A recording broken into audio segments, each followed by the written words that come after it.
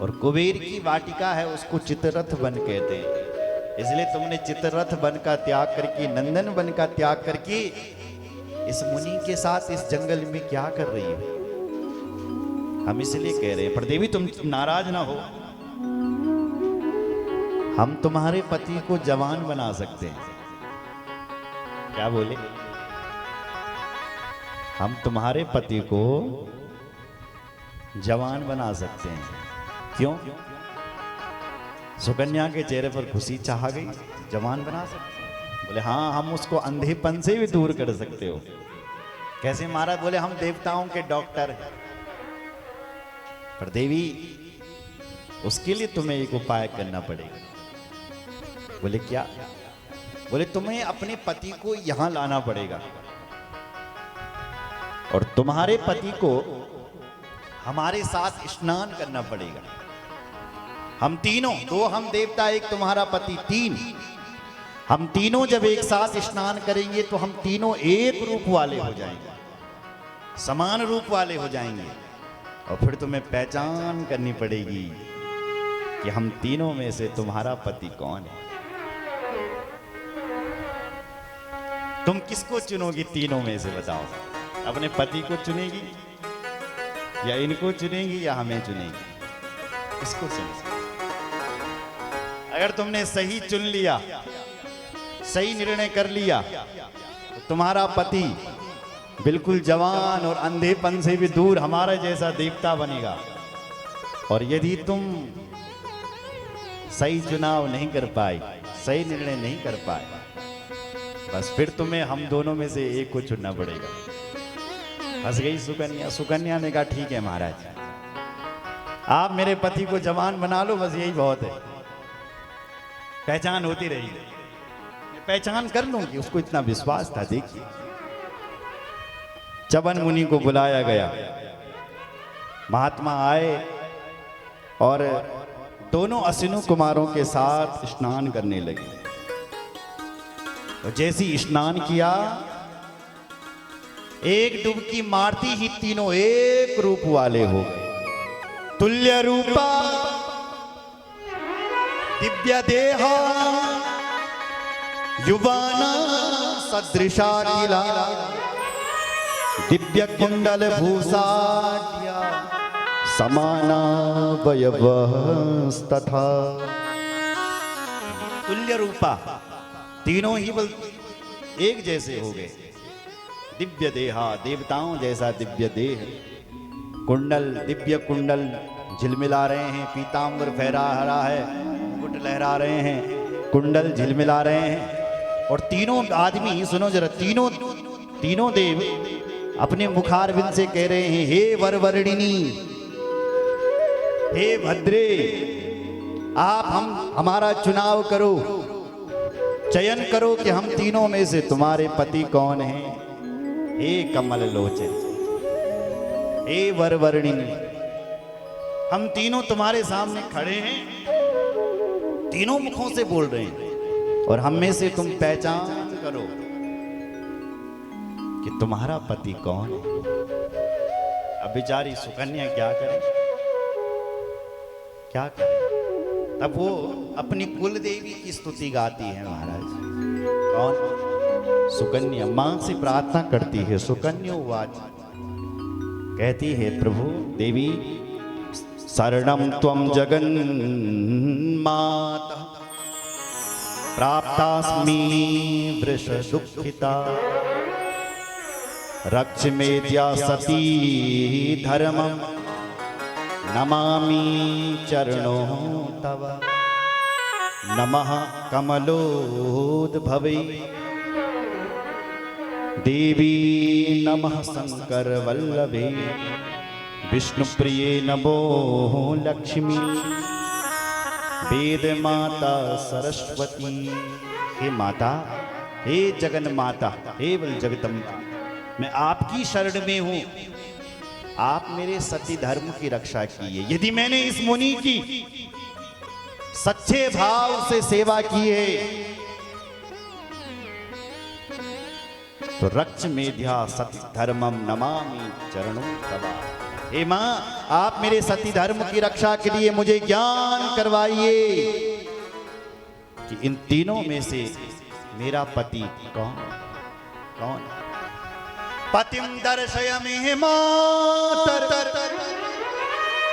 मग्नास्मि शोक सागरे देवाभ्याम चरितम कूटम कम प्रणोमि विमोहिता। पतिम दर्शय मे मातर, हे माता मुझे मेरे पति के दर्शन करवाइए। इन तीनों में से मेरे पति कौन है कौन है। देखो श्री कृष्ण की बुद्धि है मां जगदम्बा। मां जगदम्बा उसी समय सुकन्या की बुद्धि में बैठ गई और सुकन्या की बुद्धि में देखो कुछ नहीं हुआ, केवल बुद्धि में ये आवाज आ रही है, सुनाई पड़ रही है उसको कि सुकन्या, देवताओं और मनुष्यों में अंतर होता है। ये जो दो आए हैं ये देवता और तेरा पति मनुष्य है और इनमें अंतर होता है। क्या बोले? जो देवता होते हैं उनके चरण धरती से टच नहीं होते हैं और जो मनुष्य होता है उसके चरण धरती से टच होते हैं। इन तीनों को ध्यान से देखो, जिनके चरण धरती से ऊपर हैं वो देवता हैं और जिसके चरण धरती से लगे हुए हैं वो तुम्हारे पति। दूसरा, देवताओं और मनुष्यों में ये अंतर होता है कि देवताओं की परछाई नहीं होती है और मनुष्यों की परछाई होती है। देखिए आपने अपनी परछाई, तो इनको ध्यान से देखो, जिनकी परछाई नहीं दिखाई दे रही है वो देवता हैं और जिसकी परछाई दिखाई दे रही है वो तुम्हारे पति। तुरंत उसने ध्यान से देखा, ओ परछाई तो एक की दिखाई दे रही है, इसका मतलब ये मेरे पति है। चरण तो एक की धरती से लगी हुई, इसका मतलब ये तुरंत देवताओं के प्रति इशारा करवा दिया कि ये मेरे पति हैं। देवता लोग अपने रूप में प्रकट हो गए। कहा, देवी तुम सचमुच बड़ी सती हो और तुमने अपने पति को ठीक पहचाना, यही तुम्हारे पति। जाओ देवी, आज के बाद तुम्हारे मुनि, तुम्हारे पति हमारे जैसे जवान हो गए हैं, जाओ। तो चवन मुनि ने बूढ़ापन और अंधपन दोनों से मुक्त हो गए। इतनी सेवा उसने करी, भगवती की इतनी बड़ी कृपा हुई कि आज उसने अपना पति जवान बना दिया है। बोलो जय श्री राम। देवता तो चले गए। दूसरे दिन सुकन्या के पिताजी आए, सरियाती मुनि ने सरियाती राजा ने देखा कि हमारी बेटी के भवन में किसी पुरुष की हंसने की आवाज आ रही है। क्या हो गया है? बेटी ने उस मुनि को छोड़ तो नहीं दिया है, कहीं दूसरे के चक्कर में तो नहीं पड़ गई है। ये आदमी कौन है? गुस्से में राजा को बड़ा गुस्सा आ गया। बेटी से गुस्सा होकर के बोले, बेटी ये आदमी कौन है तेरे साथ? और वो बूढ़ा मुनि किधर चले गए? बूढ़े मुनि, चवन मुनि। बेटी ने हाथ जोड़ करके, पिताजी शांत रहिए, यही आपके वो बूढ़े मुनि। बूढ़े मुनि ये हैं? हाँ पिताजी, इन्होंने अश्विनी कुमारों की कृपा से युवान हो गए हैं, जवान हो गए हैं और अंधपन से भी दूर हो गए हैं। मुनि से पूछा, मुनि ने कहा हाँ महाराज मैं ही हूं। तो राजा ने कहा कुछ उन देवताओं के लिए कुछ करना चाहिए जिन्होंने हमारे दामाद को इतना जवान बना दिया, उनके लिए कुछ न कुछ तो होना चाहिए, कुछ न कुछ करना चाहिए। तो देवताओं का आवाहन किया गया। अश्विनी कुमार आए। अश्विनी कुमारों से कहा, भैया तुमने इतना बड़ा उपकार किया है कि मेरी बेटी का पति को तुमने जवान बना दिया है, हम तुम्हारे लिए क्या कर सकते हैं? हम राजा हैं, आप आदेश करो, कुछ करें आपके लिए। तो अश्विनी कुमारों ने कहा, राजन यदि आप कर सकते हैं तो आप हमें बोलो सोमरस पिलाओ। क्या पिलाओ? सोमरस। क्योंकि देवराज इंद्र हमें सोमरस नहीं पिलाते हैं, क्योंकि ये डॉक्टर हैं और डॉक्टरों को यदि सोमरस पिला लें तो उठपटांग इलाज कराएंगे, इसलिए हमें उस चीज से वंचित रखा है। इसलिए हे महाराज, अगर आप कुछ करना चाहते हैं तो हमारे लिए यज्ञ करें और यज्ञ में आप हमें सोमरस पिलाएं। सोमरस ये नहीं है जो लोग आजकल पीते हैं, सोमरस के नाम पर। सोमरस एक लता होती थी, जड़ी बूटी, उसका रस देवताओं को यज्ञ में पिलाया जाता था।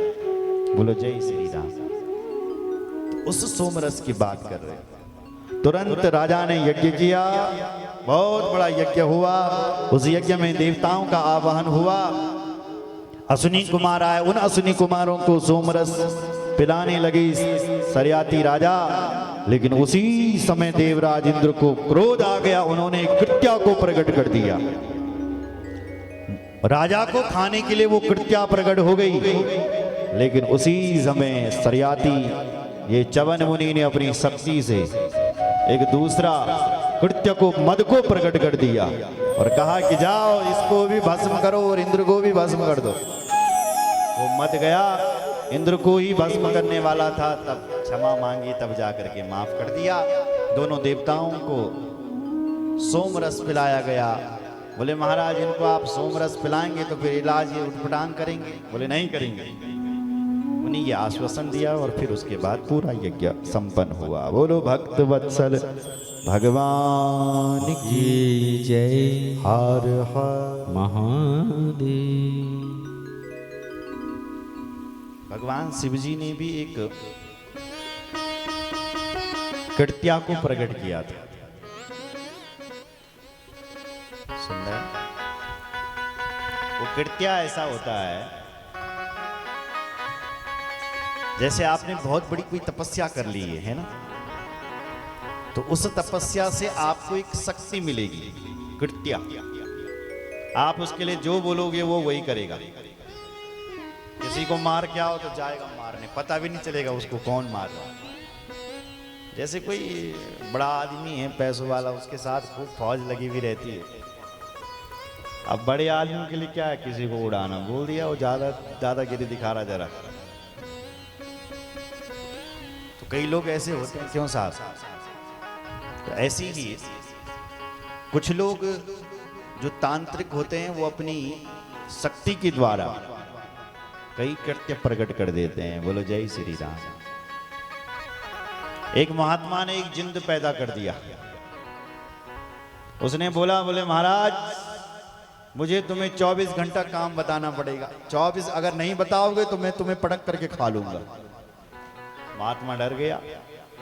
तो महात्मा ने बोल दिया, इतनी स्पीड से काम करता था, कहा चलो कथा का पांडाल बनाओ। तुरंत पांडाल बना दिया। अब क्या करूं, जल्दी बताओ, काम बताओ, नहीं तो तुम्हें खा लूंगा। तो मंदिर बनाओ, मंदिर बन गया। मकान बनाओ, मकान ही बन गया। इतना परेशान हो गया महात्मा, क्या होगा।